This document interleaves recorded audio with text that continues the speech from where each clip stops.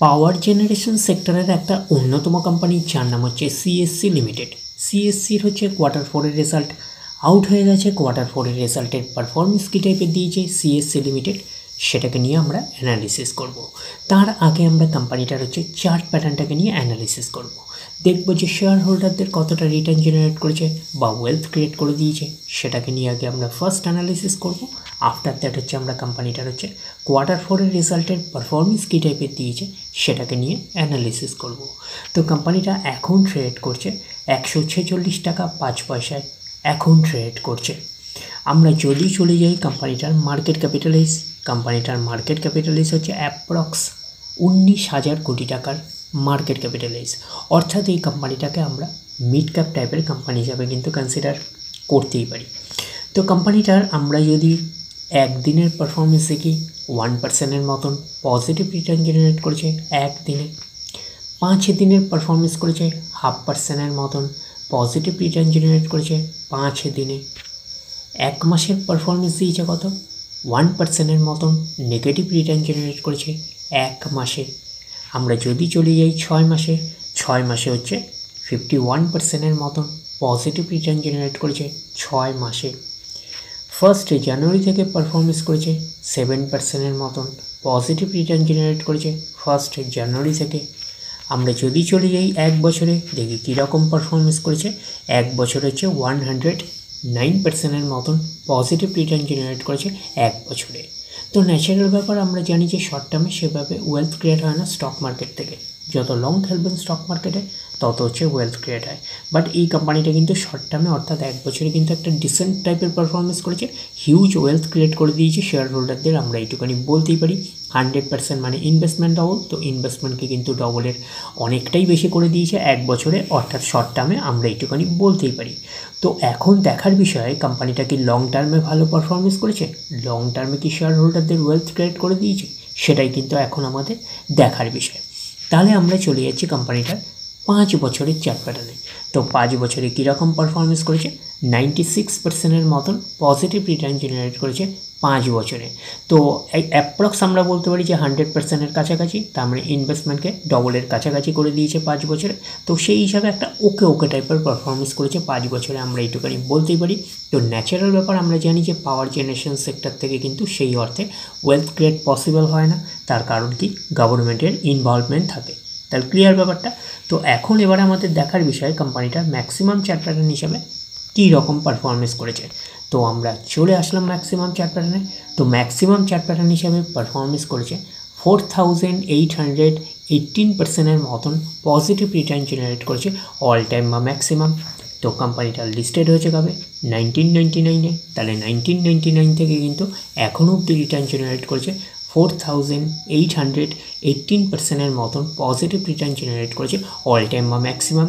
তো maximum chart প্যাটার্নটার মধ্যে আপনারা দেখতে পাচ্ছেন প্রচুর ভলিটিলিটি রয়েছে, যেহেতু কোম্পানিটা পাওয়ার জেনারেশন সেক্টরের একটা কোম্পানি, এইটুখানি মাথায় রাখবেন। তো এখন দেখার বিষয় কোম্পানিটার কোয়ার্টার 4-এর রেজাল্টের পারফরমেন্স কী টাইপের দিয়েছে। তাহলে আমরা চলে যাচ্ছি কোম্পানিটার কোয়ার্টার 4-এর রেজাল্টে। আমরা চলে আসলাম কোম্পানিটার হচ্ছে কোয়ার্টার 4-এর রেজাল্টে। আগে আমরা ফার্স্ট দেখে নেব যে সিকোয়েন্সগুলো ঠিকঠাকভাবে সাজানো রয়েছে নাকি। এটাকে আগে আমরা দেখে নেব। এটা হচ্ছে এই কোয়ার্টার মিনস হচ্ছে কোয়ার্টার 4, এটা হচ্ছে প্রিভিয়াস কোয়ার্টার, আর এটা হচ্ছে 1 বছর আগে। তাহলে সিকোয়েন্সগুলো ঠিকঠাকভাবে সাজানো রয়েছে, আমরা এইটুখানি বলতেই পারি। এইবারে দেখে নিই যে অ্যামাউন্টগুলো কিসে দিয়েছে। অ্যামাউন্টগুলো কিন্তু কার্ডার্সে দিয়েছে অ্যামাউন্টগুলো। তো এইবারে আমরা চলে যাব কোম্পানিটার টোটাল ইনকামে।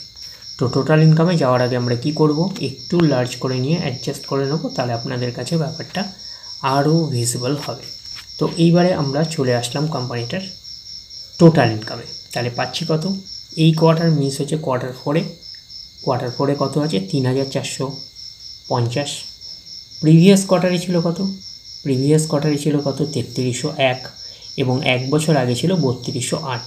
তাহলে 1 বছর আগের 3208টা এখন কত হয়ে গেছে 3450। তাহলে আমরা বলবো ইয়ার অন ইয়ার বেসিস কিন্তু জাম্প রয়েছে, আমরা এইটুখানি বলতে পারি টোটাল ইনকামে। প্রিভিয়াস কোয়ার্টারে ছিল কত 3301, সেটা হয়ে গেল এই কোয়ার্টার মিনস হচ্ছে কোয়ার্টার 4-এ হয়ে গেল কত 3450। তাহলে আমরা বলবো কোয়ার্টার অন কোয়ার্টার বেসিসও কিন্তু জাম্প রয়েছে টোটাল ইনকামে। তো ন্যাচারাল ব্যাপার আমরা জানি যে ইনকাম করতে গেলে কোম্পানিকে এক্সপেন্সেস করতেই হবে। তো এখন দেখার বিষয় কোম্পানিটা ইনকাম করতে গিয়ে কতটা এক্সপেন্সেস করেছে। তো আমরা চলে আসলাম কোম্পানিটার টোটাল এক্সপেন্সেসে। তাহলে আমরা কি পাচ্ছি, এই কোয়ার্টার মিস হচ্ছে কোয়ার্টার 4-এ 3613, প্রিভিয়াস কোয়ার্টারে ছিল 3497 এবং এক বছর আগে ছিল 3099। তাহলে এক বছর আগের 3099টা এখন কত হয়ে গেছে 3613। তাহলে আমরা বলবো ইয়ার অন ইয়ার বেসিস কিন্তু জাম্প রয়েছে টোটাল এক্সপেন্সেসে। প্রিভিয়াস কোয়ার্টারে ছিল কত 3497, সেটা হয়ে গেল এই কোয়ার্টার, মিন্স হচ্ছে কোয়ার্টার 4-এ হয়ে গেল 3613। তাহলে আমরা বলবো কোয়ার্টার অন কোয়ার্টার বেসিসও কিন্তু জাম্প রয়েছে টোটাল এক্সপেন্সেসে। তো এইবারে আমরা বের করব কি, এইবারে আমরা বের করব অপারেটিং প্রফিট। কি করে বের করব, টোটাল ইনকাম থেকে টোটাল এক্সপেন্সেস আমরা বাদ দেব।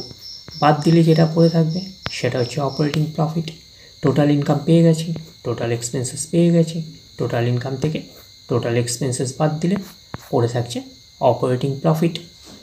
অর্থাৎ আপনারা বলতে পারেন profit before regulatory income and tax. তাহলে আমরা পাচ্ছি কি, এই কোয়ার্টার মিন্স হচ্ছে কোয়ার্টার 4-এ কত আছে, ব্র্যাকেটে দেওয়া আছে মানে মাইনাসে 153, প্রিভিয়াস কোয়ার্টারে ছিল মাইনাসে হচ্ছে 196 এবং এক বছর আগে ছিল কত 109। এক বছর আগের 109টা এখন কত হয়ে গেছে, এখন লস হয়ে গেল 153। তাহলে আমরা বলবো ইয়ার অন ইয়ার বেসিস কিন্তু ডাউন পারফরমেন্স করেছে অপারেটিং প্রফিটে। প্রিভিয়াস কোয়ার্টারে ছিল কত 196, লস ছিল, সেটা হয়ে গেল এই কোয়ার্টার, মিন্স হচ্ছে কোয়ার্টার 4-এ হয়ে গেল লস 153, তার মানে লসটা কমেছে। তাহলে আমরা বলবো কোয়ার্টার অন কোয়ার্টার বেসিস কিন্তু জাম্প রয়েছে। আমরা এইটুখানি বলতে পারি অপারেটিং প্রফিটে, যেহেতু লসটা কমেছে।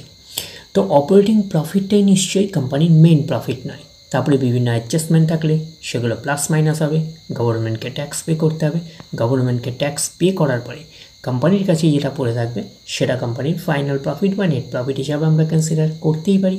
তাহলে আমরা কি পাচ্ছি, প্রফিট ফর দ্য পিরিয়ড। এটাকেই আমরা নেট প্রফিট বলতে পারি, এটাকেই আমরা ফাইনাল প্রফিট বলতে পারি। তাহলে আমরা পাচ্ছি এই কোয়ার্টার মিস হয়েছে কোয়ার্টার 4-এ 415, প্রিভিয়াস কোয়ার্টারে 301 এবং এক বছর আগে ছিল 445। তাহলে এক বছর আগের 445টা এখন কত হয়ে গেছে 415 হয়ে গেল। তাহলে আমরা বলবো ইয়ার অন ইয়ার বেসিস কিন্তু ডাউন পারফরমেন্স করেছে নেট প্রফিটে। প্রিভিয়াস কোয়ার্টারে ছিল কত 301, সেটা হয়ে গেল এই কোয়ার্টার, মিন্স হচ্ছে কোয়ার্টার 4-এ হয়ে গেল কত 415। তাহলে আমরা বলবো কোয়ার্টার অন কোয়ার্টার বেসিস কিন্তু জাম্প রয়েছে নেট প্রফিটে। তাহলে ওভারঅল কনক্লুশন কী দাঁড়ালো নেট প্রফিটে, ওভারঅল কনক্লুশন দাঁড়ালো year on year basis down performance করেছে, but quarter on quarter basis কিন্তু জাম্প রয়েছে নেট প্রফিটে। এইবারে আমরা চলে যাব কোম্পানিটার হচ্ছে ইপিএসে অর্থাৎ আর্নিং পার শেয়ারে। তাহলে আমরা চলে আসলাম ইপিএসে অর্থাৎ আর্নিং পার শেয়ারে। এই কোয়ার্টার মিস হচ্ছে কোয়ার্টার 4-এ কত আছে 3.02, প্রিভিয়াস কোয়ার্টারে ছিল কত 2.12 এবং এক বছর আগে ছিল কত 3.27। এক বছর আগের 3.27টা এখন কত হয়ে গেল 3.02। তাহলে আমরা বলবো ইয়ার অন ইয়ার বেসিস কিন্তু ডাউন পারফরমেন্স করেছে ইপিএসে অর্থাৎ আর্নিং পার শেয়ারে। প্রিভিয়াস কোয়ার্টারে ছিল কত 2.12, সেটা হয়ে গেল এই কোয়ার্টার মিস হচ্ছে কোয়ার্টার 4-এ হয়ে গেল 3.02। তাহলে আমরা বলবো কোয়ার্টার অন কোয়ার্টার বেসিস কিন্তু জাম্প রয়েছে ইপিএসে অর্থাৎ আর্নিং পার শেয়ারে। তো ন্যাচারাল ব্যাপার আমরা জানি যে নেট প্রফিটের রিফ্লেকশনটা ইপিএসে পাই, তো নেট প্রফিটের রিফ্লেকশনটা আমরা ইপিএসে পেয়েছি। তো ওভারঅল কনক্লুশন কী দাঁড়ালো, তো ওভারঅল কনক্লুশন হিসাবে আমরা বলতে পারি সিএসসির হচ্ছে কোয়ার্টার 4-এর রেজাল্ট আমরা বলতে পারি একটা ওকে টাইপের পারফরমেন্স করেছে, আমরা কিন্তু এইটুখানি বলতেই পারি। তাহলে ওভারঅল ভিউটা আপনাদের কাছে ক্লিয়ার। তাহলে এই অবধি, নেক্সট ভিডিওতে আবার আপনাদের সাথে আমার দেখা হচ্ছে। ধন্যবাদ।